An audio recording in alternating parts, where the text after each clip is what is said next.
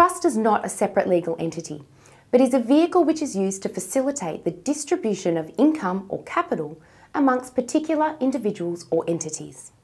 Under Division 6 of the ITAA 1936, trusts basically comprise three main principal elements or characteristics, including trust property, which includes both the income and capital components of a trust; the trustee, who holds the legal interest in the trust property and has an obligation to distribute the trust property for the benefit of the beneficiaries according to the trust deed; and the beneficiaries, who hold an equitable interest in the trust property, which is either fixed or is at the discretion of the trustee.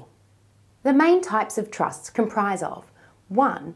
A living or inter vivos trust created during a person's lifetime.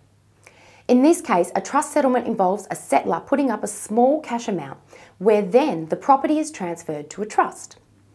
The trustee is then responsible for managing the property or income of the trust on behalf of the beneficiaries. Secondly, a trust created under a will or upon a person's death. The trustee, who can either be an executor if it's a will or an administrator if there is no will be responsible for the distribution of the trust property or income. Thirdly, a trust created under the operation of the rules of law or equity. These constructive trusts ensure that property holders are legally entitled to hold such property or income.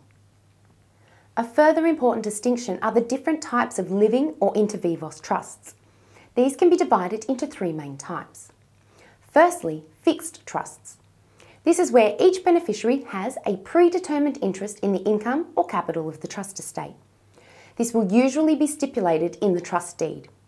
The fixed entitlement may also comprise a number of units held in a unit trust. X Proprietary Limited, Y Proprietary Limited and Z Proprietary Limited are all unit holders in T Unit Trust.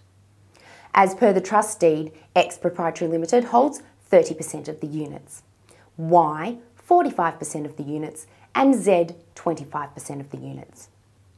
In this case, the trustee will be obliged to distribute exactly 30% of the income and capital to X, 45% to Y and 25% to Z.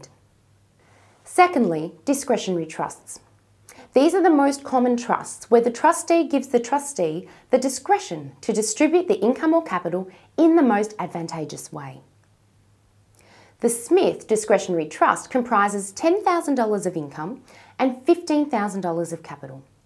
The beneficiaries comprise Jack, aged 20 years, who has a part-time job earning $6,000, Paul, aged 50 years, who has capital losses of $15,000, and Mandy, aged 40, who has an income of $100,000. In this case, the trustee can exercise its discretion in the most tax-effective way. First, it would allocate all of the $10,000 income to Jack, who, because of the tax-free threshold, would pay no tax.